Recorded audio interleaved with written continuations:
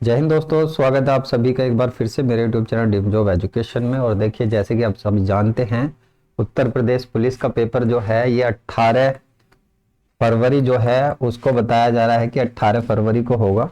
तो उसी के पर्पज से ये क्लासें चल रही हैं। मैंने आपको बताया भी था पहले कि सारी क्लासें जो हैं उत्तर प्रदेश पुलिस के पॉइंट ऑफ व्यू से ही आ रही हैं। आज की जो क्लास होने वाली है ये जीएसटी से होने वाली है। और यहाँ देखिए, आज मैंने सिलेबस मेंशन किया है क्योंकि ये जो क्लास होगी या जितनी भी क्लासें मैं करा रहा हूँ तकरीबन सिलेबस के अकॉर्डिंग ही करा रहा हूँ। यहाँ सिलेबस मेंशन किया है और यहाँ पे सीधा सीधा लिखा हुआ है जीएसटी वस्तु एवं सेवा कर। इससे आपके क्वेश्चन बनाएगा। जनसंख्या है, पर्यावरण है और प्राकृतिक संसाधन, उत्तर प्रदेश की शिक्षा और संस्कृति हो गया, मानव अधिकार आयोग, आंतरिक सुरक्षा और आतंकवाद में मैंने वीडियो बना दी है, आप उस वीडियो को देख लीजिए, नीचे प्लेलिस्ट में आपको मिल जाएगी। तो ये सभी जो हैं पॉइंट, यदि आप जीएस का पोर्शन अच्छे से कवर करना चाहते हो, यानी 38 में बेस्ट स्कोर लाना चाहते हो, जो आपका 38 क्वेश्चन है उसमें बेस्ट लाना चाहते हो, तो आप सिलेबस के अकॉर्डिंग पढ़िए प्यारे बच्चों। तो आज की क्लास होने वाली है जीएसटी से, पॉइंट टू पॉइंट ही बताऊंगा, बहुत जल्दी ये क्लास खत्म हो जाएगी। तो आप बस जुड़े रहिए, आप पेशेंस करके इस क्लास को देखिए, आपका एक आध क्वेश्चन यहाँ से लगेगा जरूर। यदि सिलेबस में मेंशन है तो क्वेश्चन बनाएगा जरूर। चलिए भाई बच्चों, देखिए वस्तु एवं सेवा कर, जिसको हम शॉर्ट में क्या कहते हैं, जीएसटी। जब हम जीएसटी की बात करते हैं तो इसकी फुल फॉर्म पूछ लेता है, क्योंकि एक दो बार एग्जामों में फुल फॉर्म पूछी गई है। तो इसको कहा जाता है गुड्स एंड सर्विस टैक्स के नाम से जाना जाता है। तो फुल फॉर्म यदि पूछे तो गुड्स एंड सर्विस टैक्स, पहला क्वेश्चन तो आपका यही बन गया। बात करें क्या था ये, तो वन नेशन वन टैक्स, ये इस नाम से जाना जाता है कि एक भारत के लिए एक ही टैक्स होगा। जब जीएसटी नहीं बनी थी तो जीएसटी के बनने से पहले भारत के अंदर अलग अलग कर लगा करते थे। अभी क्या हो गया है, बहुत सारे कर जो हैं इसके अंदर से खत्म करने के बाद एक ही कर लगा दिया गया और वो जीएसटी के रूप में जाना जाता है। जीएसटी के लिए देखिए एक और पॉइंट आपने ये याद रखना है, new tax policy. New tax policy जो आती है 2017 में आती है, जो देखिए रेगुलेट होती है जीएसटी के अंदर ही। तो जीएसटी के अंदर ही इसको रेगुलेट किया जाता है। पूछे तो बता देना भाई प्यारे बच्चों कि नई जो टैक्स पॉलिसी है ये कब आती है, 2017 में आती है। और जीएसटी के लिए देखे बिल वगैरह कब आता है, तो 2016 में आता है। इन सभी चीजों को हम डिस्कस करके चलेंगे। चलिए सबसे पहले बात करते हैं इसकी जीएसटी परिषद की, यानी कि काउंसिल की। देखिए जीएसटी परिषद जो है ये एक संवैधानिक निकाय है। अब संवैधानिक निकाय कैसे होते हैं, तो प्यारे बच्चों ये चीजें आपको समझनी होगी। भारतीय संविधान है, भारतीय संविधान, भारतीय संविधान के अंदर जो है देखिए 395 अनुच्छेद दिए गए हैं। 395 अनुच्छेद और 12 अनुसूची और उसके साथ साथ 22 भाग दिए गए हैं। तो जो चीजें भी देखिए, या तो 22 भागों में के किसी भाग में हो, किसी अनुसूची में हो, या 395 अनुच्छेद में के कहीं पर भी किसी चीज का व्याख्यान किया गया है, तो वो कहलाता है संवैधानिक निकाय। यदि आपको संविधान के किसी भी आर्टिकल के अंदर, किसी भी भाग के अंदर, या किसी भी जो शेड्यूल है यानी कि अनुसूची के अंदर नहीं मिलता है, तो वो देखिए असंवैधानिक निकाय कहलाएगा। फॉर एग्जाम्पल मैं आपको बता देता हूं, देखिए संवैधानिक निकाय में आप कह सकते हो वित्त आयोग। वित्त आयोग संविधान के अंदर इसका व्याख्यान किया गया है, आयोग। दूसरा आप कह सकते हो, देखिए चुनाव आयोग। चुनाव आयोग संविधान के अंदर इसका व्याख्यान मिलेगा। और असंवैधानिक निकाय की बात करें तो असंवैधानिक निकाय में आप जान सकते हो, जैसे आ जाएगा आपका नीति आयोग। नीति आयोग, आयोग, नीति आयोग का कहीं भी आपको संविधान में व्याख्यान नहीं मिलेगा। और किसका नहीं मिलेगा, तो राष्ट्रीय मानव अधिकार आयोग। अधिकार आयोग, इसका भी आपको कहीं पर व्याख्यान नहीं मिलेगा। तो जिन शब्दों का या जिस निकायों का, जिन संस्थाओं का व्याख्यान संविधान के अंदर है, वो कहलाएंगी संवैधानिक निकाय। जिनके अंदर, जिनका संविधान के अंदर व्याख्यान नहीं है, यानी कि आपको कहीं पर देखने के लिए नहीं मिलते हैं, डिटेल्स नहीं है कोई भी, तो वो असंवैधानिक कहलाएंगे। तो जीएसटी काउंसिल जो है देखिए आपको कहां मिलने वाली है, तो ये मिलने वाली है 279A के अंदर, 279A के अंदर मिलेगी जीएसटी। तो जीएसटी अभी यहां पर है, लेकिन टैक्सों के लिए जो परिवर्तन किया गया था ये किया गया था 269A के अंदर। ये संविधान संशोधन का जो आर्टिकल था इसको परिवर्तित किया गया था और रखी किस में गई थी, ये रखी गई थी 279A में रखी गई थी। तो दोनों चीजों में आपने कंफ्यूजन नहीं होना, परिवर्तन इसमें हुआ था और अभी जो मिलेगी आपको देखने के लिए 279A में मिलेगी। तो बात करते हैं जीएसटी काउंसिल की। जीएसटी काउंसिल एक संवैधानिक निकाय है, उम्मीद करता हूं आप समझ गए होंगे। मुख्यालय कहां पर मिलेगा, तो मुख्यालय मिलेगा आपको दिल्ली के अंदर। अध्यक्ष कौन होता है, तो अध्यक्ष होता है वित्त मंत्री। वर्तमान में कौन है, तो ये हैं निर्मला सीतारमन। निर्मला सीतारमन जी हैं वर्तमान के अंदर हमारी जीएसटी परिषद की अध्यक्ष। जो वित्त मंत्री हैं वही क्या होती हैं, इसकी अध्यक्ष होती हैं। प्रथम की बात करें, प्रथम कौन थी, तो प्रथम कौन थी नहीं थे प्रथम थे। इसके प्रथम अध्यक्ष यदि आपसे पूछेगा तो भाई प्यारे बच्चों वो थे अरुण जेटली। अरुण जेटली, ये नाम याद रखना, आपसे पूछ सकता है कि प्रथम अध्यक्ष कौन थे और वर्तमान में अध्यक्ष कौन होते हैं। अध्यक्ष वही होता है जो भारत का वित्त मंत्री होता है। मान लीजिए कल को निर्मला सीतारमन वित्त मंत्री नहीं होंगी तो जो भी वित्त मंत्री होंगे वो ही इसके अध्यक्ष होंगे। सदस्यों की संख्या की बात करें, कुल सदस्य कितने होते हैं, तो भैया इसके अंदर 33 सदस्य होते हैं। परिषद देखिए कौन से अनुच्छेद के अंदर मिलेगी आपको, 279A। क्वेश्चन सीधे सीधे ऐसे ही बनते हैं प्यारे बच्चों एग्जाम के अंदर, इससे अलग कुछ नहीं बनता। इसकी बात करें, देखिए इसके अंदर क्या कहा गया है, जब भी कोई कानून बनाया जाएगा यानी कि इसके अंदर कुछ परिवर्तन किया जाएगा तो 2/3 वोटों का जो अधिकार होगा वो राज्यों के पास होगा और केंद्र के पास 1/3 वोटों का अधिकार होगा, ऐसा कहा गया। आप इसको स्किप कर सकते हो उत्तर प्रदेश पुलिस के लिए। वित्तीय छूट की बात करें तो बड़े राज्यों के लिए 40 लाख है और छोटे राज्यों में जो दी गई है वो 20 लाख छूट दी गई है। जीएसटी के देखिए 3 भाग होते हैं। 3 भाग कौन कौन से होते हैं, यानी कि जीएसटी को इस तरह से बांटा गया है जिसमें आ जाती है पहली आपकी एसजीएसटी यानी कि state goods and service tax. दूसरी आ जाएगी देखिए सेंट्रल जीएसटी, हालांकि सेंट्रल जीएसटी ऊपर रखी जाती है, central goods and service tax. और तीसरी आएगी आईजीएसटी। आपसे कभी भी एग्जामिनर क्वेश्चन बना सकता है, भाई ये बताइए जीएसटी के कितने पार्ट हैं, तो ये 3 पार्ट हैं, 3 ही आंसर करना है। यदि इनकी फुल फॉर्म पूछ लेता है तो आपने इस तरह से बतानी है, बहुत आसान है। हमें पता है जीएसटी की जो फुल फॉर्म है वो है गुड्स एंड सर्विस टैक्स।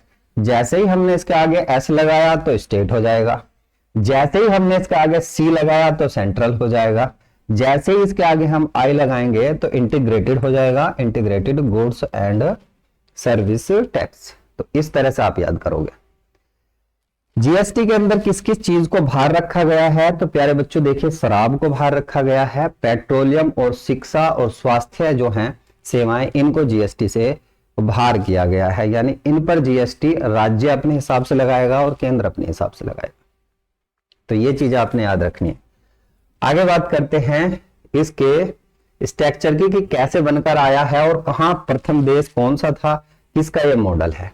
विश्व में जो प्रथम देश था ये फ्रांस था, 1954 ईस्वी में लागू किया था इसने।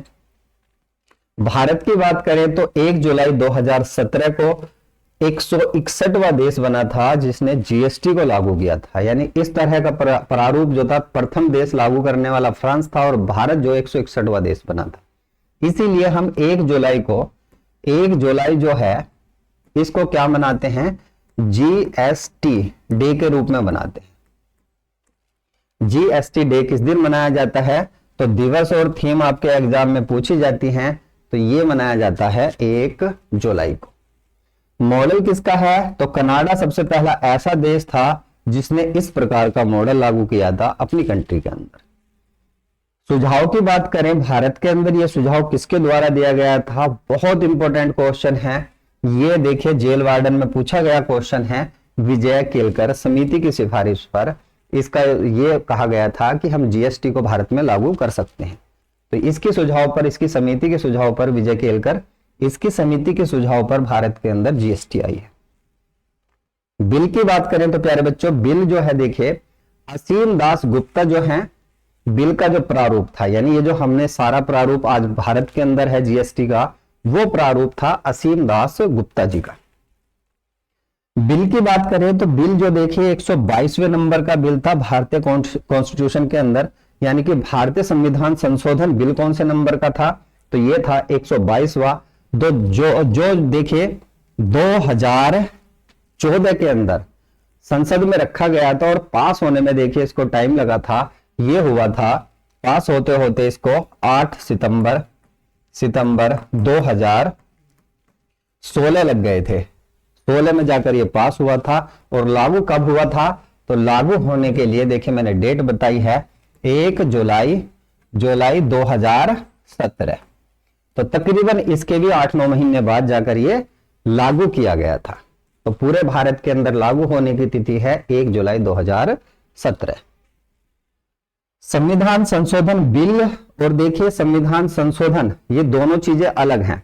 बिल की बात करेंगे जो संसद में रखा गया था 122वें नंबर का था, और संविधान के अंदर जो अमेंडमेंट हुआ है, कॉन्स्टिट्यूशन मतलब कि संशोधन हुआ है, वो हुआ है 101वें नंबर का। कौन से अनुच्छेद को परिवर्तित किया गया, तो यहां पर परिवर्तित किया गया प्यारे बच्चों 269A को किया गया, 269A में परिवर्तित किया गया। और रखा कौन से में गया, तो मैंने बताया था 279A में इसको रखा गया है। तो परिवर्तन की चीजें अलग हैं और जिसमें अभी है जीएसटी वो चीज अलग है।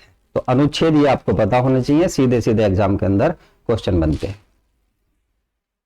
चलिए आगे बात करते हैं। यही चीजें जो मैंने बताई थी अभी 2014 में देखिए रखा गया था, 2014 में संसद के अंदर बिल आया था। उसके बाद 3 अगस्त को लोकसभा के अंदर इसको पारित कर दिया जाता है। उसके बाद 8 अगस्त को राज्यसभा से पारित कर दिया जाता है और राष्ट्रपति जी की जो मंजूरी मिलती है 8 सितंबर 2016 को मिलती है। आप कहोगे कि ये याद कैसे होगा, तो भाई याद करने में है ही क्या इसमें। 3 अगस्त 2016 की तो सभी की डेट है, यहां 3 के बाद 8 अगस्त और 8 के बाद फिर 1 महीना 8 सितंबर 2016 को राष्ट्रपति की मंजूरी। और कोई भी बिल होता है देखिए, जो संसद होती है, संसद के अंदर जाता है। संसद के अंदर जाने के बाद लोकसभा और उसके बाद राज्यसभा और उसके बाद जो राष्ट्रपति होता है, राष्ट्रपति जो होता है, राष्ट्रपति की मंजूरी के लिए जाता है। और जीएसटी वो बिल था जिसमें से इन सब से पास होने से पहले कहां जाना होता था, तो देखिए इसे राज्यों के पास भी जाना था। राज्यों की अनुमति भी आवश्यक थी। और राज्यों की कितनी, आधे से 1 ज्यादा, यानी अभी 28 राज्य हैं, तो 28 राज्यों में के कितने राज्य, 15 राज्यों में के इसको पास होना आवश्यक था। तो भाई बात करें लागू कब हुई थी, मैंने अभी बताया है 1 जुलाई। इसी को हम क्या मनाते हैं, जीएसटी दिवस के रूप में मनाते हैं। कर किस प्रकार का है, तो ये बहुत बार एग्जामों में पूछा जा चुका है, अप्रत्यक्ष या गंतव्य कर। थोड़ा सा टफ बनाएगा तो ऐसे लिख के दे देगा। तो अप्रत्यक्ष कर है, ये प्रत्यक्ष कर नहीं है। अप्रत्यक्ष और अप्रत्यक्ष कर क्या होते हैं, प्रत्यक्ष कर वे होते हैं जो सीधे जनता की जेब से लिए जाते हैं। जैसे आपसे लिया जाता है, जो आप आय कर होता है, मान लिया आपने 5 लाख सैलरी करी और 5 लाख से जैसे ही ऊपर गए उस पे सीधे सीधे आपके अकाउंट से पैसे कटेंगे, वो होता है प्रत्यक्ष कर। जैसे आपको कोई पुरस्कार देना था, पुरस्कार मिला और पुरस्कार 1 लाख रुपए का मिला, उसमें का टैक्स काट लिया गया और वो 70,000 रुपए अब तक पहुंचा, 30,000 काट लिया, 30% टैक्स हो गया, वो होगा सीधा कर, प्रत्यक्ष कर। अप्रत्यक्ष क्या होता है, जो देखिए दूसरी चीजों पर लगकर आता है। जैसे देखिए क्या हुआ, एक फैक्ट्री से चिप्स का पैकेट बनकर आया, चिप्स का पैकेट बनकर आया, फैक्ट्री से 5 रुपए का गया। 5 रुपए के बाद फिर जिस गाड़ी से वो मार्केट तक पहुंचा उसने क्या दिया, रोड टैक्स वगैरह दिया। तो वे सब किस पर इंक्लूड हुए, वो चिप्स के पैकेट पर। और आपके घर तक पहुंचते पहुंचते वो 10 रुपए का हो गया। 5 रुपए से 10 रुपए का इंक्लूड होकर, यानी अप्रत्यक्ष रूप से आपने कर भरे हैं। कौन कौन से भरे हैं, रोड टैक्स भी भरा है, और उसके बाद फैक्ट्री का टैक्स भी भरा है, वो अप्रत्यक्ष कर हुआ। तो जीएसटी जो है देखिए ये एक प्रकार का अप्रत्यक्ष कर ही है। ब्रांड एम्बेसडर कौन है इसके? अमिताभ बच्चन जी हैं। लागू करने वाला प्रथम स्टेट, डेट नहीं पूछेगा आपसे, कैंसिल कर देना, असम था। और लास्ट का अंतिम देश कौन था? 5 जुलाई 2017 को लागू की गई थी, जम्मू कश्मीर था। कितने? तो 23 तो आप खत्म कर दीजिए, अधिभार कर थे इसके अंदर, लेकिन 17 याद रखना, 17 अप्रत्यक्ष कर खत्म किए गए थे, तब जीएसटी बनकर आई थी। बात करें पंजीकरण डिजिट, इंपोर्टेंट है, 15 डिजिट की होती है। और कितने प्रकार की दरें होती हैं? तो 4 प्रकार की होती हैं, 0, 5, 12, 18 और 28। इस प्रकार की करें होती हैं, इस प्रकार की दरें होती हैं। तो आपको पता होना चाहिए, कई बार 4 ऑप्शन दे देगा, कौन सा जीएसटी का एक प्रकार नहीं है। 0% है, हाँ भाई है, बहुत सारी वस्तु ऐसी हैं जो खाद्य की वस्तुएं हैं, जैसे दूध, घी, दही, ये ऐसी वस्तुएं हैं, इन पर कर नहीं लगता, 0% आ जाता है। 5% है, हाँ है, जैसे कपड़ा हुआ 5% है, 12%, 18 और 28। तो इस तरह से कर है, तो ये याद रखना है। बाकी इसमें आपके लिए जानने के लिए कुछ भी नहीं है, इससे ज्यादा आपसे पूछा भी नहीं जाएगा। तो यदि आप चैनल पर नए हैं और उत्तर प्रदेश पुलिस की भर्ती में अपना नंबर पक्का करना चाहते हैं, तो भाई इस चैनल को जरूर सब्सक्राइब कर लें। जीएस में आपके बहुत अच्छे नंबर आएंगे। अब यदि आप सारी वीडियो देखोगे, चैनल को अच्छे से फॉलो करोगे, तो भाई प्यारे बच्चों आप एक बार जरूर चैनल को सब्सक्राइब कर लें। और नए हैं, बिल्कुल नए हैं, तो एक बार कमेंट करके बता दें, क्या इस वीडियो में आपको मजा नहीं आया? मजा आया है तो नीचे कमेंट बॉक्स में जरूर लिख दें कि ये सीधे सीधे क्वेश्चन आपको एग्जाम में हिट करने वाले थे या नहीं थे। तो ऐसे ही क्वेश्चन बनते हैं, जितना हो सकता था उत्तर प्रदेश पुलिस के लिए उतने क्वेश्चन मैंने बनाए हैं। तो मिलता हूं नेक्स्ट वीडियो में एक नए टॉपिक के साथ। धन्यवाद।